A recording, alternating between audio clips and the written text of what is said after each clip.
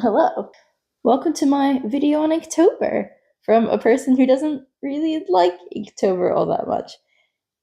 Let me preface by saying it's not that I dislike Inktober so much as I dislike challenges. Like anything where it's sort of an unrealistic expectation or trying to set an unhealthy pattern in order to achieve a goal at a sooner time frame than when you would have at a healthier pace. Not a big fan of. So this is my video about what I'm doing Inktober this year, what I'm trying to get out of it, and taking you along on the journey with some final thoughts at the end. I'll come back in a month and we'll do a bit of a wrap up. I've never done Inktober before. The closest I ever got was my boyfriend years and years ago said that he was going to do Inktober, and I went, there is no way you will finish that. And he did, largely to spite me. Even after watching him do that, it was still never something I felt compelled to do. Like every year I would see it and go, that's fine, I suppose. Um, but this year I was reminded of it, and immediately I went, oh, I should do that this year. The reason for that is because at the moment I am acutely aware of how many options there are for my art career. Like there are just many different ways I could go. And I'm not at the capacity to really decide what I should choose in that regard. So that's all quite daunting. One thing though, that despite whatever path I do end up choosing, having a good technical base will support all of that. So I have been working a lot on my portrait and figurative drawing. And I saw Inktober this year and I thought, actually, this will make me work on that. I don't have the desire to draw every single day. I think actually this is going to be quite difficult for me. So I'm doing things in preparation that will help me succeed at this, I hope. After Inktober is done, I'll have another little sit down like this and I'll talk about, do I still dislike Inktober? Do I think there's something else we all should be doing, or some of us should be doing probably? And do I think, or how has it influenced my art? Because it will influence my art, however, which direction that goes. Right. So I have my notebook, and in it is my plan for doing Inktober. So I've written out all the days, and I've started writing out what my ideas are for all of them. The biggest thing that's going to stop me from completing this challenge is time. So the thing that I need to shorten is any non-drawing related time. And that means sitting, looking on my phone for inspiration, trying to find reference photos. I want to do all of that now. Then, when October starts in a couple days, I won't, like, I'll just be able to basically open my laptop and pull up my reference photo for that day and get drawing. Easy peasy. Actually, I'd like to show you what I have on my laptop because I think maybe this will be helpful for somebody else doing this in the future.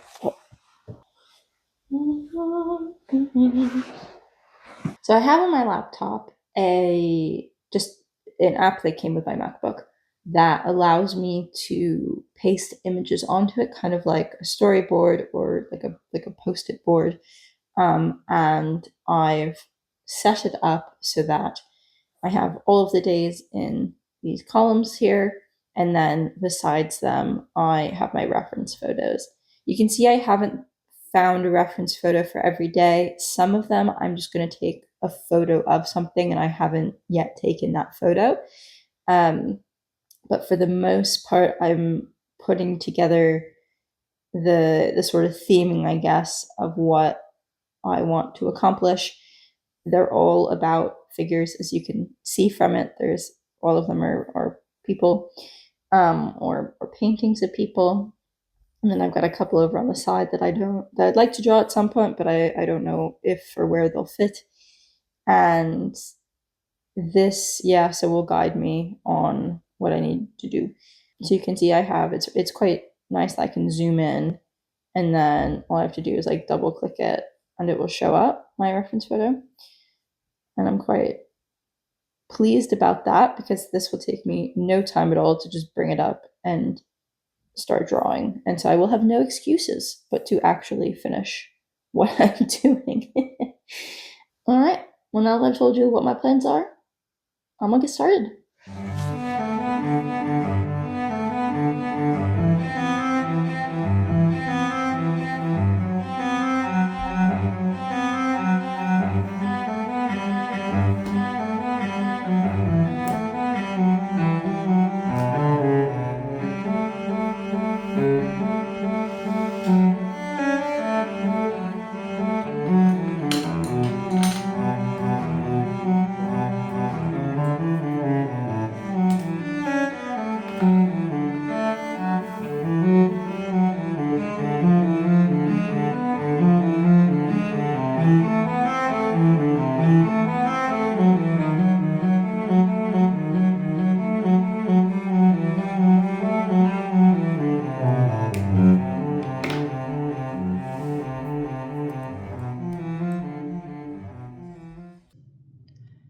Good morning. Can you tell it's morning from just the way I look right now?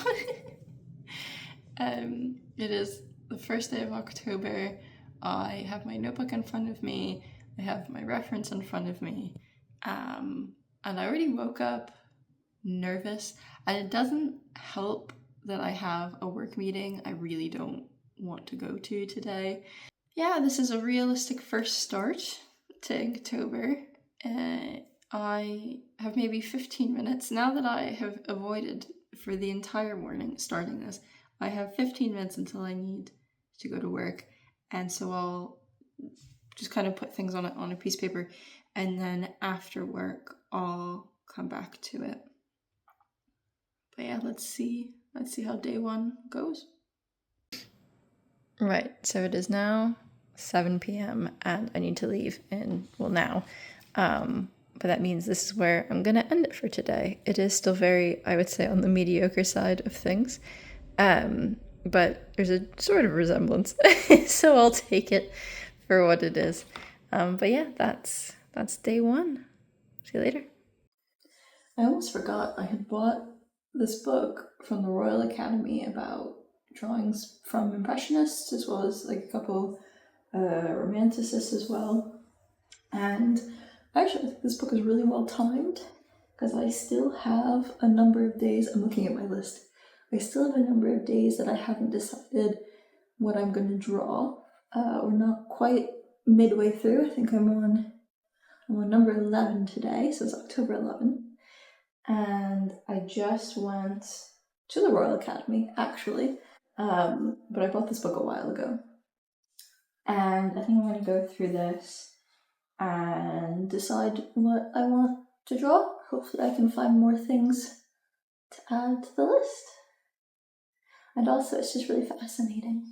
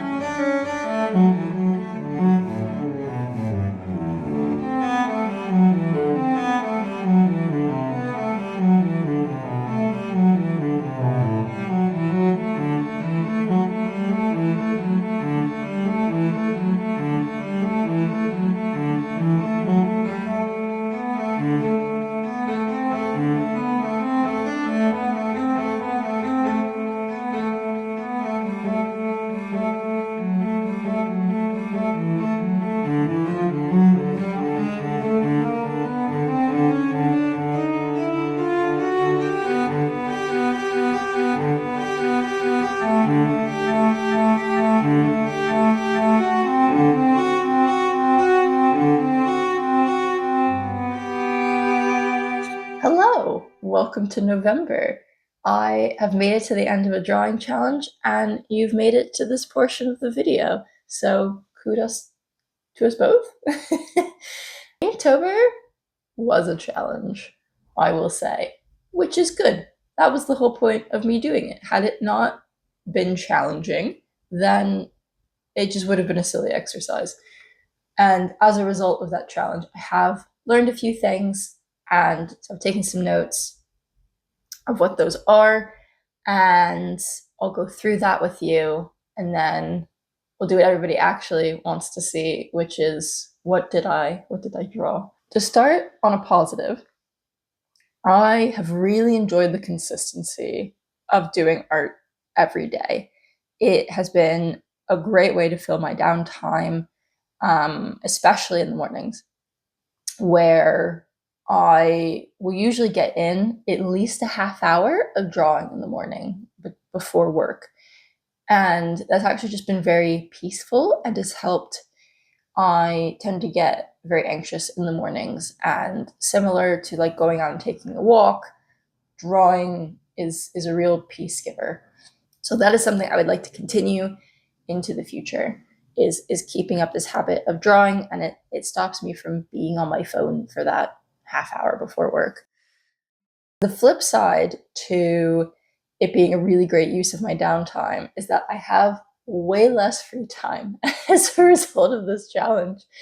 It has stopped me from doing some random last minute social events because I was like, oh no, I still have another hour of drawing left, and I want to respect my decisions to take this challenge on.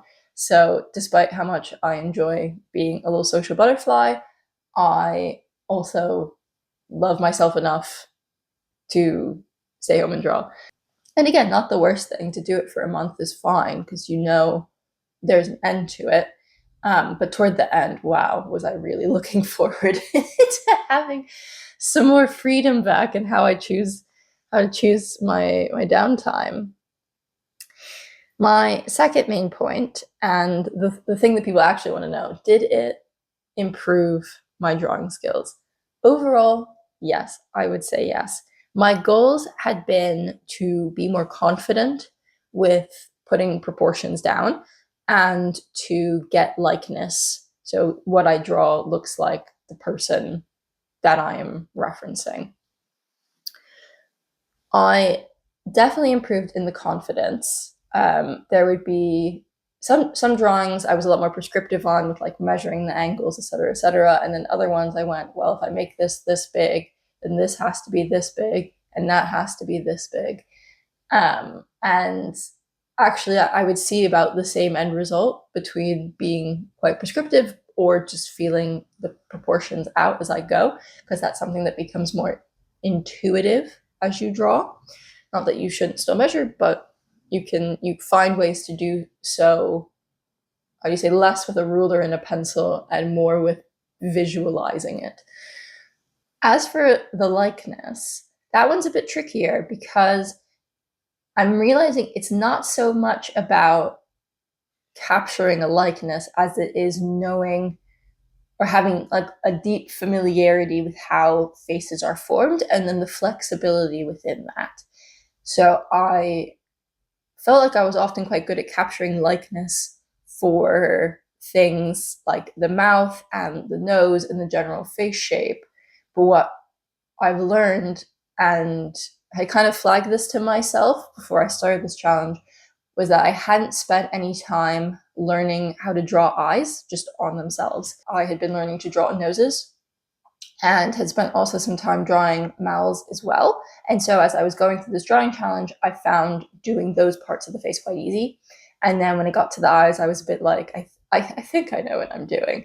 But now, having seen the last like 30 days, and I can sort of see how I've gone, it's the eyes where I've struggled the most with. Seeing that has then flagged for me that actually that's the next thing I want to work on, is spending some time just drawing eyes and getting a lot better at that. On the flip side, unless you have a lot of time in the day, say if you're a full-time artist, you can't really devote enough time to each drawing that will get it to the next level.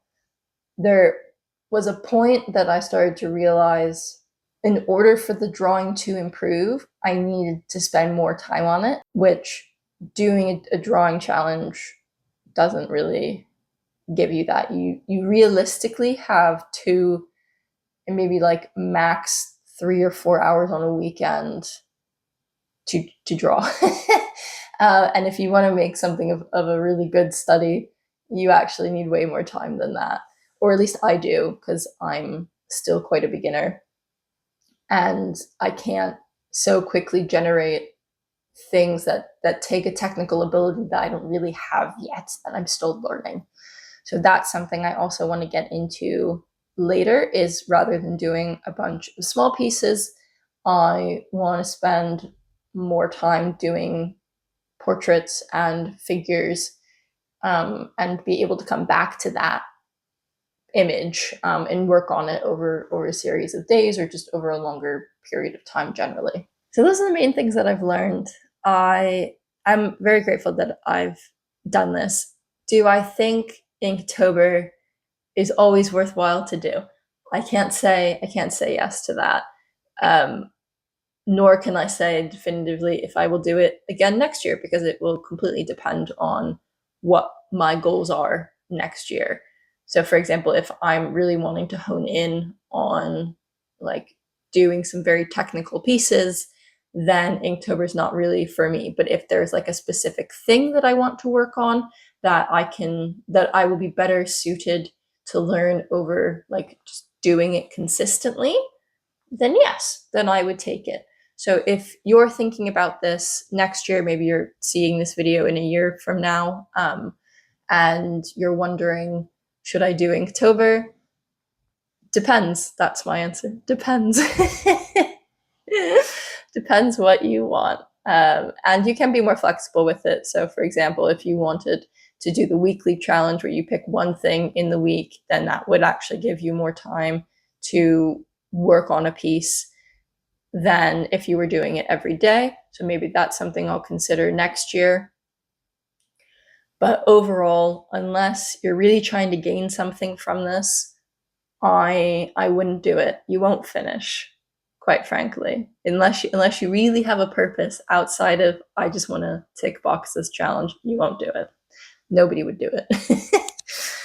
So these have been my hopefully quick thoughts, and I'm going to switch to the overhead and go through the drawings. I don't want to do a sort of drawing by drawing review. I can't stand when people do, and this one's my favorite. Oh, and this one's my favorite. Oh, and this one was, I don't care. None of them are my favorite. I'll tell you that now. I have a lot of critiques for my own work. I know how to laugh at myself, but I also know how to praise myself as well, where praise is due.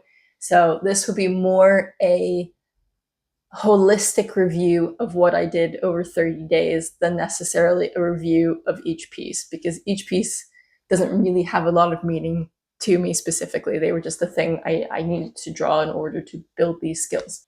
So yeah, let's do it. Before I get into the book, I just wanted to show quickly the tools that I used during this challenge. I kept it very simple. I just stuck with 3 different pencils, the 2H, the 2B, and an F. And then I had very simple rubber eraser. And then I also purchased this like micro eraser that I've really been enjoying actually, and I think this is going to become a staple going forward. And every so often I would use a blending stick, but I'll be honest, most of the time I didn't bother. I just used my finger. I started off this drawing challenge with an image of my husband, and it's not my favorite. I don't think it really looks like him, but the more I've thought about it, the less I'm upset by that, because that's just where I was at when I started this challenge. And then as I started progressing and I did more and more portraits, I learned quite a bit. So by the time I had gotten to day 21, I had a really nice realization that what I had done with this portrait, this is a portrait of Tchaikovsky, and had done in a very short amount of time, was significantly better than what I had done on day one. And that's really the point of doing a challenge, isn't it? To see how you improve. Then after that, I just had like this quick caricature, and I did this portrait of a statue, and I spent way more time on the crown feature than I did the face, and you can really see that. Here is where I actually started to like what I was doing. The first few days were kind of a bit of a downer, and that I just didn't really like what I had made. And then when I got to this point, this is a copy of the painting Ophelia by, what's his name, Malaise.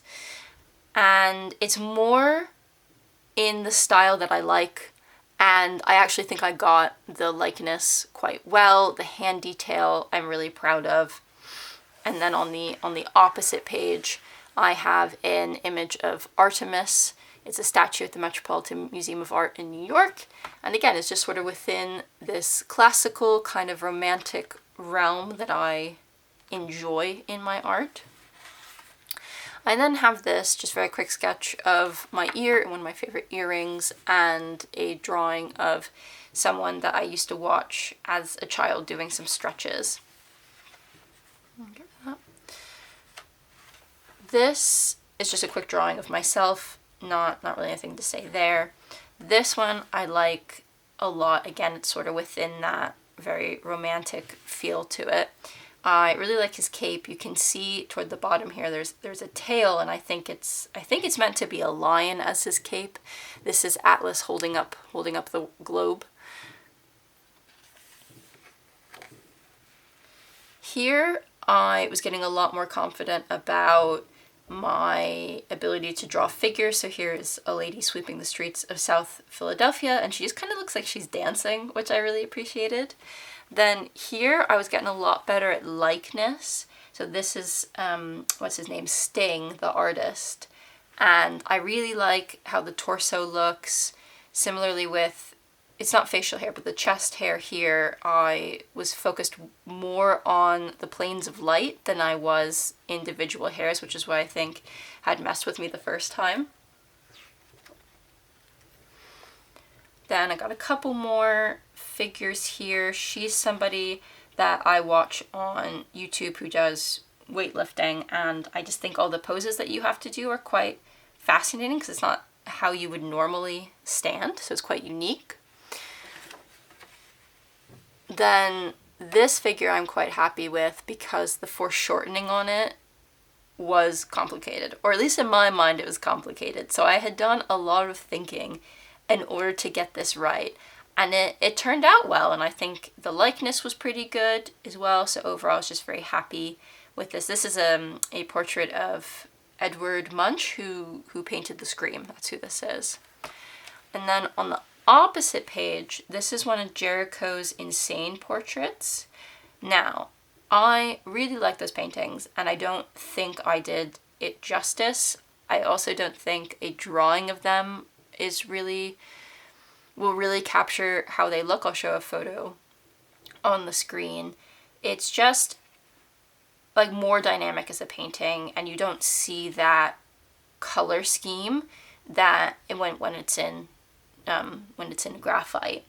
Also, I didn't get the likeness quite right. No matter how many times I measured it, it didn't turn out, and I have no idea why. So I'll have to revisit it again one day when I'm painting. I don't think it's worthwhile to revisit in pencil. This I really enjoy. I had bought a compass and really wanted to use it, and luckily I was getting to this study. So it's a Watteau painting of a Rococo scene, I suppose, and she's fallen on the ground. And the more I thought about it, the more I was convinced that the figures wouldn't make sense without context. So without having to paint the whole painting, because this obviously wasn't in a circle, I could achieve that context very easily. And I did this again in a few days later, and I really liked how it turned out as well. Here is, I have a couple photos of this statue at the V&A, which is both, this is my favorite statue at the V&A, and also the V&A is just one of my favorite. I want to revisit this again. I really like this image, except once I had finished and I'd closed the book, I opened it back up again, and I noticed that her neck was just twice as long as it should be, and it is really throwing. So I will revisit this again, and probably again in painting rather than in drawing, but this shall not be lost to me. Here is a Peter Bruegel person from one of his allegories, and this in itself is not all that interesting. I did another Peter Bruegel, but I thought I would spend time drawing one of his images because I really like his art style and have been learning a lot about the works that he's made. Oh my word, then here, this this drawing just makes me laugh every time because it's meant to be a photo of me and my husband, but it really doesn't look a thing like us, and more than that, I just think it's ugly. Like, it's just not a couple people you'd want to meet on the street. But oh well, oh well. This was fun to do. This is a couple sumo wrestlers, and because their proportions are so different from average, like average weight, I couldn't just go, oh, this is, the general size of a thigh. No, things were just out of proportion to me. So that was a bit of a fun challenge. I did like that. And then here's that portrait I was talking about earlier. Nothing more to say there. Oh, this I'm just in love with. This is a photo of an artist's nose. Her name is Elizabeth, and she very kindly sent me a photo of her nose back when I was doing noses, and I had asked if anyone would just send me a photo of their nose, which was a ridiculous request, but she was kind enough to send it to me. So I'm very grateful about that. Then here's just an image of a lady with a net, and I think it's really cute. I want to spend more time working on clothing because I haven't quite figured out how to do the folds of clothing quite well. I need to spend more time on it. This I don't have too much to comment on, just a simple photo. But then this one is definitely in my top 3. I really like it. It's a Doré illustration, and it's meant to be like the end of the world. This great battle had happened. There's such desperation and emotion in this painting that even if like what is in it is not all that technically advanced, it just conveys so much, and I'd like to push more into paintings that convey uncomfortable emotions and situations and things like that, where like this image of the boys is cute, it's fine, but to me it doesn't say much. I don't know. But this is all part of developing your artistic style. This is a quick one I did of my husband, and is also the first one that actually looks like him. I have drawn this man so many times, and I can never get his likeness, or at least I'm not satisfied with it. I did pass it by my mother, and she also agreed that it looked like him, so we've got a second opinion. This is meant to be an Onion Johnny, who were Frenchmen who would bring onions to Scotland, I believe. But I just think it looks like a frogman, so overall was not happy with this one. This is a very cool image of a skeleton lady. It's part of this like Ukrainian rural scenescape, and I really like the details in the dress. It was an interesting challenge trying to figure out how to draw the ribs in the front, but then also you can kind of see the ribs in the back, or the shadow of them. And that took some thinking, I will admit. Here, I did this one waiting for my flight to depart, so I kind of did it quite quickly, and I'm generally happy with the proportions of it. I had to erase a lot and go back and forth, which I thought was a perfectly fine process. The head is a bit funny shaped. I need to figure out how to fix that in the future, but we'll get there.